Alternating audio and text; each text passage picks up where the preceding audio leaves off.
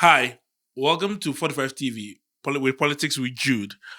Today we look at the electricity situation in Ghana, the challenges with the internet. We look at political persecution. We look at other topics. With me here to discuss today's subjects is Jeff. Welcome, Jeff. Thank you very much, Jude. How you doing? I'm doing great. What about you? Oh, not bad, not bad, not bad. Awesome. I'm good. Awesome. Yeah. So today, it's going to be what I term hot, hot, hot. You know, this week hasn't been a good week for Ghanaians because they're suffering from internet challenges and then whatnot, and it's caught our attention. It's something we have to talk about. Yeah, definitely. Definitely. Yeah, Ghana generates on an annual basis 12.5 billion kilowatts of power to let's say generate any form of energy for us. Also, for us to be able to turn on our fans in the room, for us to have lights in the room, also for our manufacturing companies to be able to operate. Sometime in 2014, 2015, Ghana went through a dark days. Yeah. Where at the time the government of the day says they don't want to manage the problem, they want to fix the problem, so they plunged the whole country into a state of darkness, right? We were hoping that post 2013, which is 2016, this problem is going to go away. But it looks like there's a ghost in the room that comes to haunt us every other time.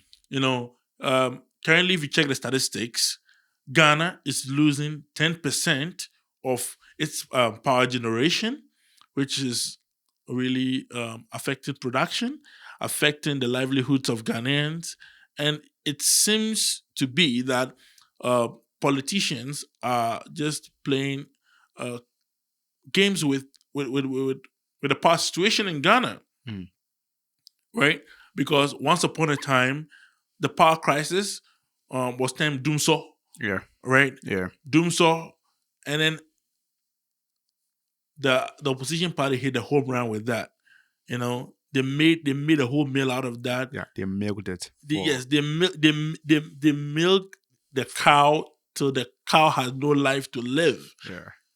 For political gains. Yeah, for political gains. And as we said and discussed this topic, we're supposed to put the electricity challenges behind us. But it looks like it has come back to haunt this government again. Just that this government doesn't want to call it dumsor.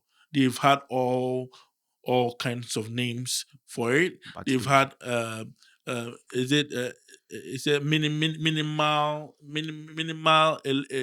power outages. They've had all sorts of names, but then let's call it spade a spade. It is dumsor. The recent one I heard was dumsor. I don't know. Can you imagine? I don't know. So no, I haven't. Yeah. But calling it dumsor, the point is semantics are not going to help here, right? Yeah. Why do we ban the problem? Why don't we solve the problem? The problem is power generation and electricity crisis. Why don't we do something about it? Sometime in 2017, experts came out to say, with the support of the IPPs, the independent power producers, Ghana shouldn't have a problem or a challenge of the electricity generation or the capacity that we need, right? Then we had the then vice president, we had the then vice presidential candidate, Dr. Baumia, say that, the problem of Ghana was mismanagement in the sense that it's not about the power that's generated. It is more about financial mismanagement, as in how monies are paid to ECG, Gridco, and then the IPPs, right? Yeah. Today, as we sit, we hear that the IPPs are owed over $1 billion, and it looks like they don't want to power their machines to generate power, or to produce anything for any form of power. And I learned the president directed the Minister of Energy I think through Greco, that it should make available some emergency 300 megawatts of power. This week, sad to say or sad to note, they came out with a load shedding schedule. We are going back to the dark days. Do we, Jeff? I want to ask you: do we really want to solve this problem or no? Thank you very much, Jude. I mean, you really gave a very extensive background or analysis of the problem we are faced with in Ghana. However, have in mind the times we find ourselves in. We are in a political season. There's going to be election in December. So much of our problems are not going to be tackled with honesty. There's going to be narrative shaping and narrative forming around our problems. So you won't see that honesty with which we need to approach these problems with and then ultimately solve them. Why do I say so? Because to be honest with the nature and the state of our problems now would be very inimical to the political fortunes of the certain government, because they want to retain power at the expense of communicating the truth of the state of affairs to the people. Like you rightly said, in 2013-14, there are about 15, when the power crisis was at its peak, at least for what I know and for what I experienced, and when we were calling it dumsor, the issues were with financial sector, the energy sector debt management and power generation and all of that. You saw how the then government had to bring in independent power producers, the Ameris, and also had to, beef up power production. Then, in an attempt to solve the energy sector debt stuff, they then they developed this special purpose vehicle for taking care of that, which is the ESLA. So ESLA was supposed to find a way of generating money and service the debt in the energy sector. Then there was a time, I think, the then president, Mahama, was interviewed by Paul Adomotri. And he stated in that interview that post 2016, so from 2017, we should enjoy stable power. And rightly so, we enjoy stable power in 2017. That success was communicated by the current government as their achievement. And it went back and forth and all of that. And I mean, we are here today, like you rightly said again, we are owed the IPPs close to about 3 billion. At the time we were going for the loan from IMF, someone said the loan we are going for is equal to the debt we owe just the energy sector alone. So when we go for that 3 billion, just give all to the IPPs and that is it. So, but it tells you the quantum of problem we are faced with. That is one. Then the other thing too has got to do with the capacity we generate right now. In fact, if you can't even pay the people you owe, you can't have a conversation about adding more capacity or generating more, because it won't make logical sense. Those who generated for you, you do not pay them. How much more how can you convince us to generate even more? What is the guarantee that we won't also end up being owed like the people that you owe right now? So as for that, so clearly the problems are existent. The crisis is existential. Yeah. But again, like I said, it's a matter of managing the narrative around it. Yeah, but to score. That's why I said we are trying to apply a band-aid to the problem. Yeah. When are we going to move past that as a people? Because if we want to just manage the situation, managing the situation only creates bigger problems. Yes, we are going to move past. Not to cut you, not to not to cut you. Right, we are going to tackle the problem proper when there is no political.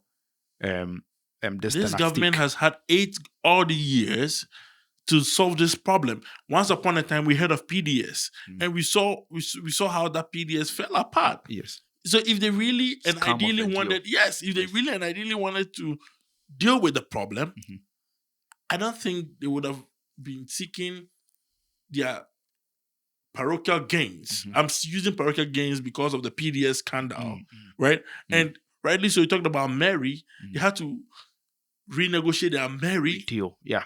That was also a flop. Today, it's coming back to haunt and bite us. Exactly. So exactly like you rightly said. The thing is this. I want to say that this government actually have had it very easy. This government has really had it very, very easy because, for example, economic wise, they had a lot of money in government's coffers to set them up set them up on the right foot to manage the economy. Right. Not also forget about the depletion of the ESLA fund, because they collateralize it yes, for more loans. Mhm. So essentially, the systems or the basic fundamental structures have been put in place for them to succeed as a government, right? The then government had gone for IMF bailout, and the current government came to enjoy the success of it. The then government had put in place structures to tackle the energy sector crisis, and this government came and ride on it. The test this government faced has got to do with COVID and the Russia-Ukraine, blah, blah, blah. And we are seeing their true colors. They can't deal with it. Now, sorry to quickly interject, right? But I want to say this. Initially, every time the COVID situation is used as an excuse, initially though, I thought it was valid, but I think to a large extent that needs to be invalidated. We don't need to even use that because under COVID, Ghana received 250 million from the World Bank. We are aware of that. Yeah. The IMF gave Ghana some money. Yeah. You know, a lot of donor agencies and whatnot gave Ghana some money. Today, you and I know that 48 million of that ended under the bed of one honorable Cecilia, the past bed. Monies that she said she was going to use to desilt garters, $48 million, not Ghana cedis, right? We know how, to some extent, this government has been reckless. Let's call a spade a spade. You know how they've been reckless with their spending and the level of profligacy. That is actually a given. This government has really been has been on a spending spree, and the evidences are there to tell. All we are saying points to one thing. It affirms the state of being or the state of the government in mismanaging the economy and not really tackling problems head on. How about telling Ghanaians the truth? If you tell Ghanaians the truth now, it will hurt your political fortunes. Let's not forget that fundamentally, political parties aim to win power and retain power. So it begs the question, right? What do we stand for as a people? Because we're talking of telling Ghanaians the truth and hurting political fortunes. Are we trying to just take Ghanaians for a ride? Exactly. Or we just want to pitch our party flags up there every time without recourse to what Ghanaians really need as a relief. That is exactly what is happening. See, the thing is this: what ought to is what you are putting across, but what is happening is what we have to talk about. What is happening is that we are being taken for granted. We are not being served the truth. The issues that are very existential that need to be addressed are not being addressed. And when this started, people were advocating for load shedding timetable and all of that. But government communicated said that, it's not a load shedding crisis. It is just that we have there's peak demand hours. And at the peak demand hours, we need to find a way to shed the load and distribute the load so that there won't be pressure. Actually, it started with some maintenance narrative. We are putting down the power to maintain some plants and all of that. And then that story outlived its time. And now we've been caught up by the reality. And even still, government is not admitting that this is the reality on the ground. Communicators from the government machinery they are telling us that this is just in fact, the funny thing is this: they are comparing the dumsor, right, and saying that it is a better dumsor than the previous. It is a better dumsor than the previous dumsor. I know this irks us, this irritates us. We are livid by this. However, without you sharing, commenting, and then also subscribing to 45 TV, we cannot bring this to you. You know, comparative analysis as to who is hurting Ghanaians more is nauseating. But we are here to talk about these matters and then bring them to book. You know, we're going to hold their legs to the fire. That is why we are here on 45 TV. Comment, subscribe, share. Your thoughts are very much needed, you know, in discourse as this. You know what I heard the boss of ECG said? That the power is not right. Yes. It's a privilege. It's just it's a very reckless comment. It is. Right? It is. For me to have paid or for me to have prepaid for something and telling me, because if I had not paid, then the privilege conversation can be held. But I've prepaid for the item. Once money has left my coffers to you for services to be provided or rendered to me, I owe it a right to demand full services to be rendered to me in accordance to the money I paid to you. So that comment, I don't know what influenced or informed that particular statement. Maybe it may sit right within the context of what he was trying to put across. But that phrase alone, I think, is a very reckless comment. A reckless comment it is. We're gonna pause on this, but that doesn't mean that's the end of talking about the challenges in Ghana when it comes to the electricity situation. We want Ghanaians to know that very much so, government rolling out a timetable for the power shedding, that is dumsor right there and there. We couldn't call it any other way. It is dumsor, and then we have to know that at certain times we should get ready to go to bed and sweat it out. In fact, just to add this to it, at the time, back then, I think 2015, 16, thereabout, Akufo-Addo tweeted that if you are saying it's not dumsor, but the lights go on and they go off, what is it called? Exactly. And we are asking His Excellency Nana-Addo, what is it called? We want to move on to the internet challenges. And then, Jeff, with the internet challenges, right? It will surprise you to know that Africa doesn't have a satellite of its own. Yeah. Right? Yeah. And it looks like we piggyback on the satellite from the US or other places. Yeah. And you know what MTN has done in Africa as well? You know, it's dominated the best part of the sub-Saharan Africa and then moved to South Africa. Yeah. Actually, it came from South Africa. Yes. Yes. And then came all the way to the sub-Saharan sector. And it looks like the internet has been down for the past 2 days. Some political activists are saying that it's just a test run of what we should be, anticipating come December 7th, right? Well, that has its place. But then, isn't it surprising to you that Ghana, Benin, Nigeria, 2 days in a row, no internet, when today's livelihood, today's source of income, when we talk about the production in a day, depends on the internet. Exactly. It's quite challenging. It's quite a thing to talk about, that a whole continent can't boast of an internet satellite. It's worrying that we have to depend on outsiders to supply us with the internet. And we talk of independence. I mean, again, it tells you how the concept of independence, as far as Africa is concerned, is just a sham. So back to the internet issue again. It's sad. It tells us how vulnerable we are, how exposed we are to any cyber attack. It tells you that when people want to really harm us, when people want to really come at us, they have the way. In fact, let me just cite this example. A whole African Union building that was built and donated to us by foreigners. Look at how it was backed, that when our African leaders go for meetings and are discussing things in secret, someone is somewhere in China hearing in on the conversation and knowing what African leaders are planning for the next 4 years, and then they can position themselves very well to hijack it and make themselves relevant in that plan.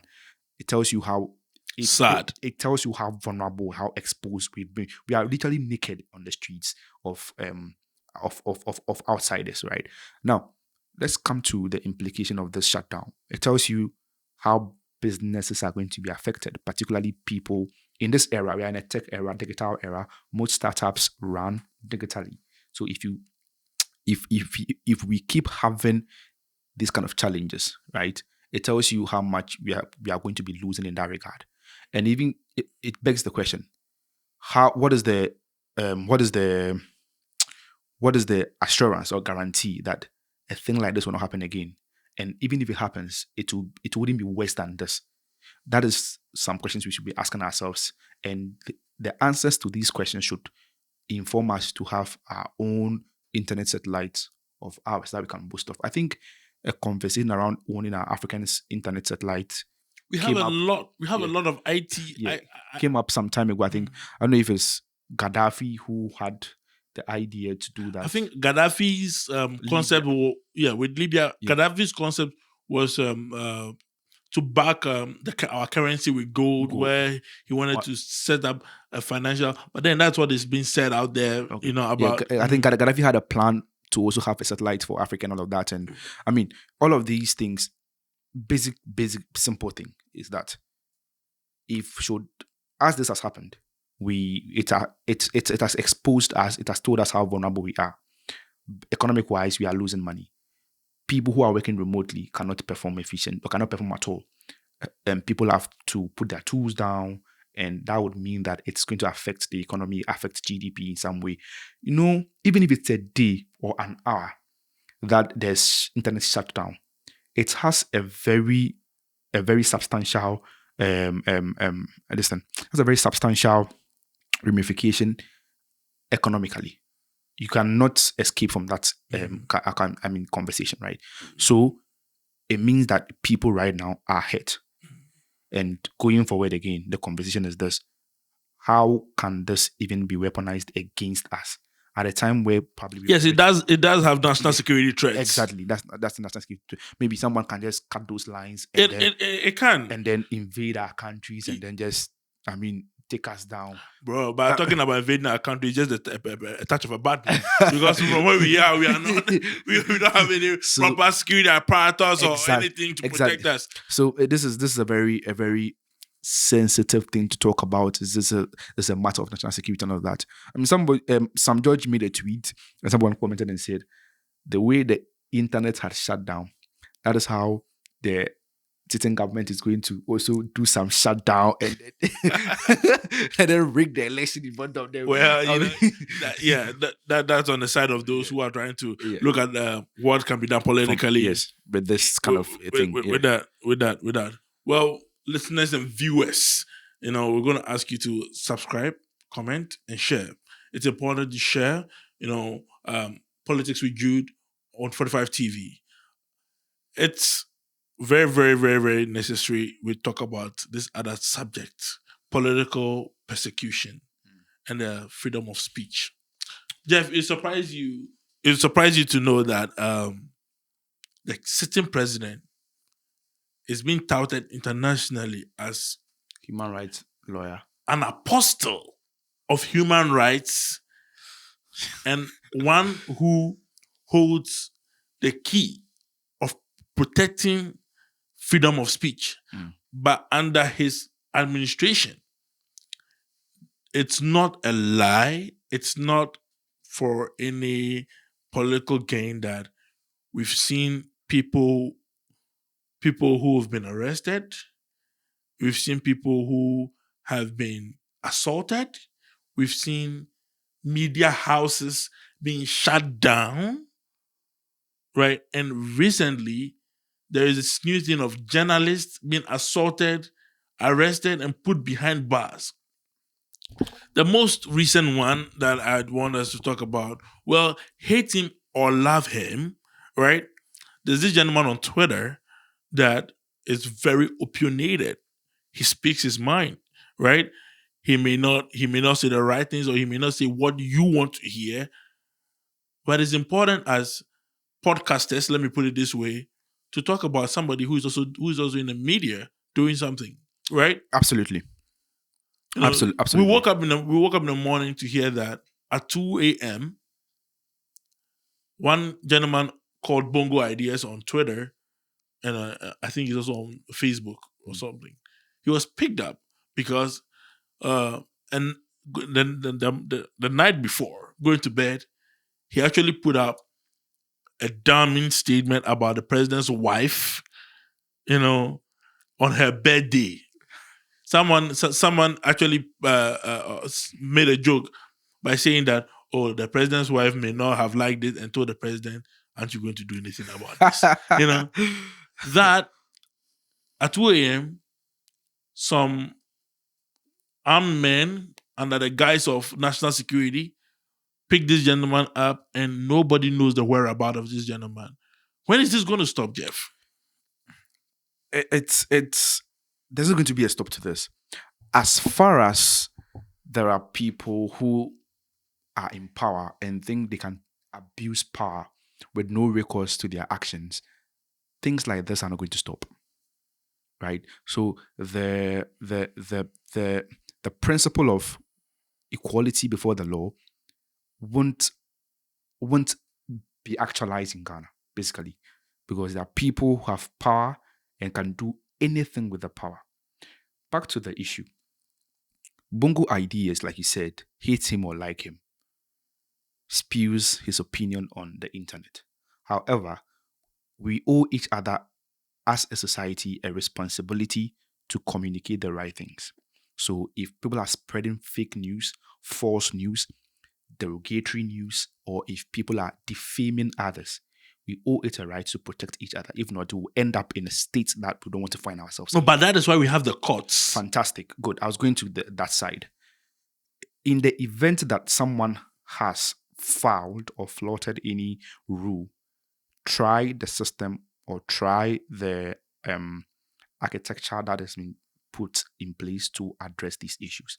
Somewhere in 2017, a similar thing happened between the then board chair, I think Mr. Hackman, Owusu Ajman, and then the managing editor of the Daily Post and one NDC activist on Facebook, Haruna Mahama. The case was sent to court, and then Haruna Mahama was asked to pay 800,000 Ghanaian cedis as damages, and was also asked to go and pull down a post he had made about the then Cocoa board chair, and also apologize on the same platform and leave the apology there for 1 week.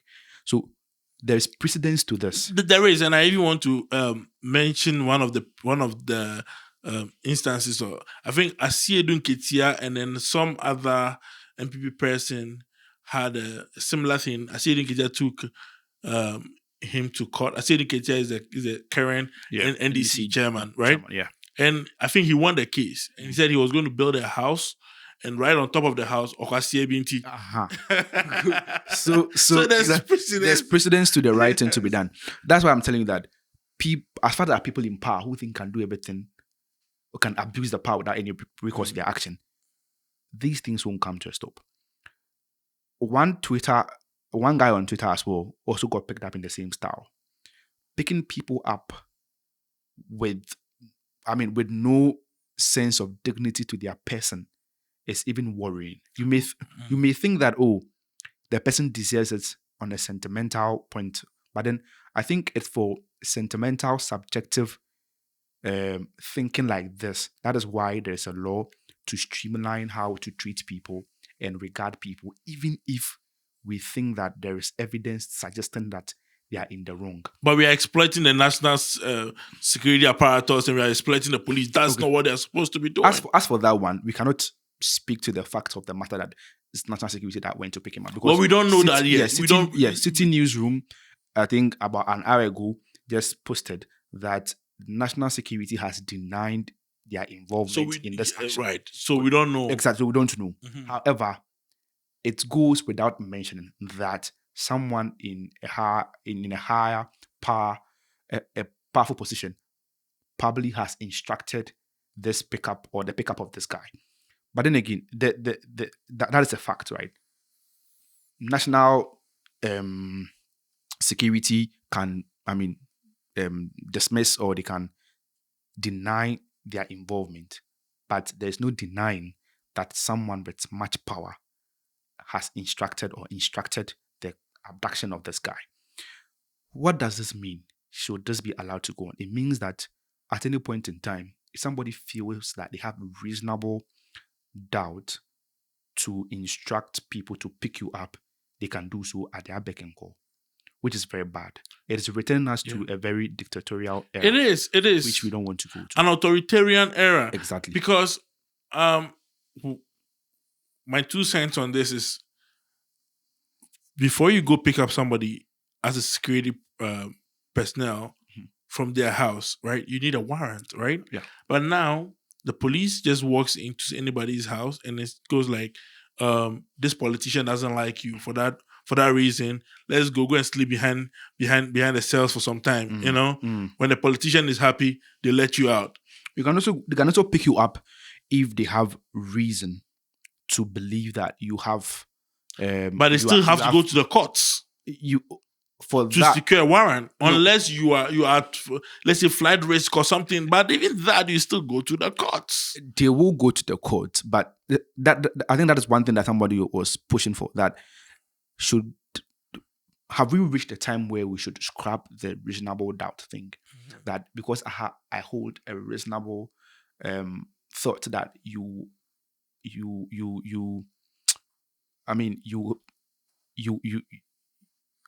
how do I even put this? To say that someone maybe I think we've come to the point where we should say that let's scrap this idea that someone is a threat. So therefore, on that subjective reason, let's go and pick that person. I think we've come to the point where we need to look at that component in our constitutions or in our right and scrap it off, and then allow people to go through due legal processes of acquiring warrants before they can pick people up. Then when we get there, then we can clearly say that, yes, we've achieved some milestone in dispensing justice to people. Right. Want to touch on ageism in politics. Over the past week, a few days ago, the majority leader in parliament made a damning comment about the running mate of the opposition party, National Democratic Congress, where he said that the running mate is old, she's uninspiring, she brings nothing new to the table, she looks and seems retrogressive in her ways, and she's gonna take Ghana back. Women far and wide took an exception to that comment. Women within the opposition party in parliament also took exception to that statement. You know, so I want us to briefly touch on it as we wrap up today's episode. Okay. On ageism in politics, and also, is it right for the majority leader to have said such? It's obviously not right for such an honorable person to pass such a comment about a fellow individual. A venerable professor, as a matter of fact, and as a woman also. Because this day and age where the essence and the substance of women in their contribution to society is clearly evident. I think we should grow past passing very derogatory and damning comments about women, particularly those who have really achieved the highest echelon of some accolades in their lives, right? I mean, the professor even taught African Americans in school, so it's been put out there. So if that is true, it's really, really very, very disrespectful on African Americans and to make such a comment. But then again, the topic of ageism, if it is something to go by, then African American himself has shot himself in the foot, because you have a president who is equally aged, and by that logic shouldn't be where he is. Right. There are colleagues of his in parliament who are equally aged and shouldn't be where they are. So if the argument is on age, then I mean, he should look to himself and look around himself and see the people around him. So clearly, this is just a swipe at the vice president or the vice presidential nominee, candidate of the opposition party, in just to score cheap political points. I think that is. Thank you so much, Jeff. We are not going to be quiet. We're going to keep talking, especially in this heightened political season. we're going to bring to you every necessary information that we find that borders the Ghanaian. Because guess what? You matter, I matter, everybody matters. So long as we go to the lorry station to pick cabs, to pick trotro, so long as we buy kenke, we buy rice, we buy yam, that is the sweat of your labor, and it should not be taken for granted. For that reason, I say again, you matter. This is 45 TV.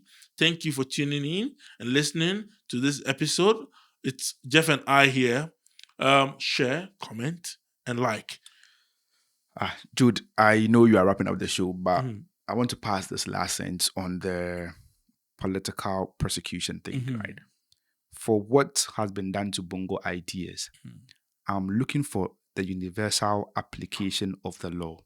Right. If someone like Kennedy Japan should equally pass derogatory comments, defame people, can he also be picked up like that? That's a question. If someone like a politician communicates falsehood to the populace or to the electorate, can he also be picked up? Because if you are picking people up on the grounds of peddling falsehood and fake news, then that premise should be universally applied in the sight of we are all equal before the law. Great. We leave this to discerning minds to deliberate. Can those other people be picked up? We'll see you again next week. Thank you.